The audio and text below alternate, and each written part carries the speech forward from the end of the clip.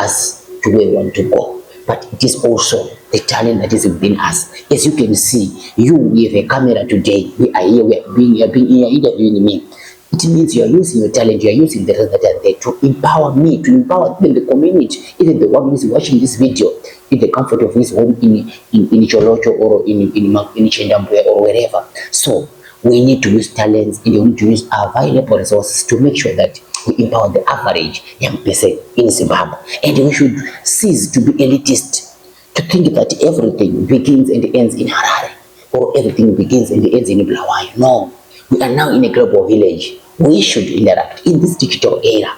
We need to target everyone. We need to leave no place and no one behind, as there is other elders say. And we also need to make sure that we involve those people who matter most. Those are the young people. And when we target young people, we don't mean those in Harare. We mean even those in the deepest town, remotest areas of Zimbabwe. Maybe in Mupati Sanza or in Bohera, Mutusinazita. I'm talking of those places that are hard to reach. This is what we call youth programming. It involves everyone, starting with the marginalized, starting with the rural population. As you know, demographically, more than 60% of Zimbabwe is rural. So we should target the rural areas. We should take programs to the rural areas, or we should take even rural areas to the programmers, so that we develop our country. Because without youth programming, without student programming, we are left with no demographic dividend to save our country, because everyone is a student, everyone is a youth, and these people are the majority. So when we leave the majority, then we are not talking of any development. But if we involve the majority, then we are now at the same wavelength in terms of articulating socio-economic development. Okay, thank you very much. I've learned a lot from this interview.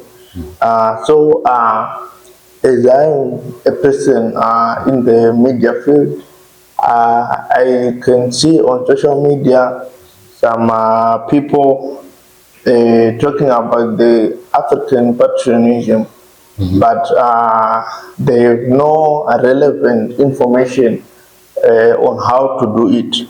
So what is your message to the African youth and the African leadership? All I can say is that as Africa, we need to unite. I don't know how, when, and who should start that, but as Africans, we need to unite. We need to close the geographical divide. We need to close the demographic divide and unite as Africans. When you unite, when you become a borderless Africa, we are going to develop. When we unite, we are going to have economic integration. We are going to have one voice. We are going to speak volumes. Our voice is going to matter, even in international platforms. Remember, the youngest population of this world is in Africa. Remember, the biggest or the resources that we have, majority of them are found in Africa. But Africa doesn't deserve to be poor even for a minute, because we need to develop our countries. We need to develop our continent. It can only happen if we unite. It can only happen if we have these dialogues where you come and you discuss these pertinent issues, instead of us just discussing foreign football or whatever you might call it. We need to discuss this. We have these discourses where we discuss issues that matter most, where we discuss issues that shape and reshape the trajectory of the developmental agenda of Africa, where we talk Agenda 2063, where we talk sustainable development goals as young people, as a community, and as young leaders. So for African leaders, the only option is to unite. We need to unite. Yes, we differ in terms of our approach, we differ in terms of our concepts, in terms of our ideologies, but in terms of African integration, in terms of Pan-Africanism, we need to unite now so that we develop our countries and our continent. Okay, thank you very much. And thank you for your time being here at this hour, empowering the youth. So to our viewers and the members of the academia and everyone who will watch this video, what are your last words before we close? Let me say, media has power to shape our narrative. So we should control our own media as youths. We should control media as Africans, because media has been informing or misinforming us to some extent. So my advice is, what you have done there today, you have given us a voice as the village advocates, as people who advocate for community development. This is what we should be doing. This is what we should start saying everywhere, wherever we go, to say, let's advocate for development of our country. Media playing a vital role to shape and reshape the narrative. So it's now our duty, it's our now a central strategic objective as members of the media, members of the academia, to conscientize our communities. Let's go there to our high schools, our primary schools, our local communities, and conscientize people that development is real. Development should come to the people, and we should craft programs that plow back to our communities that have given their best for us to be where we are today.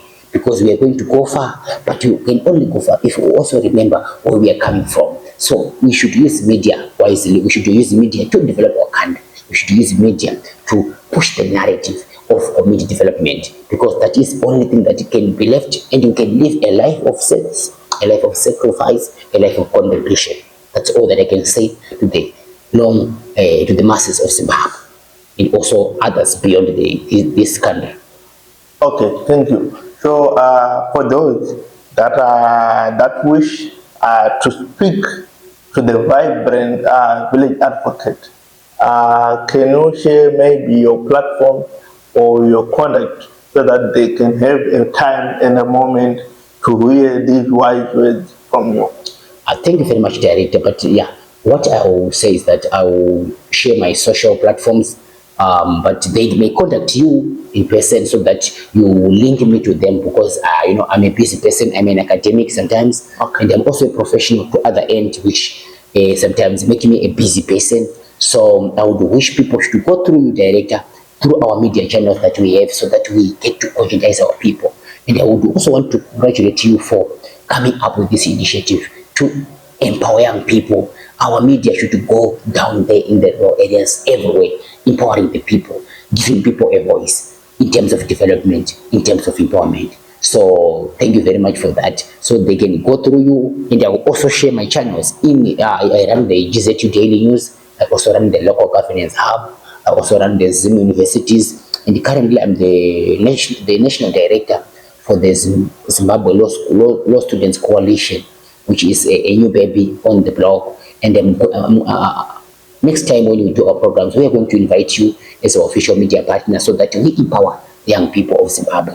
We integrate media and law, we integrate academic excellence and community development, so that we develop our country and leave a mark to the history of our country.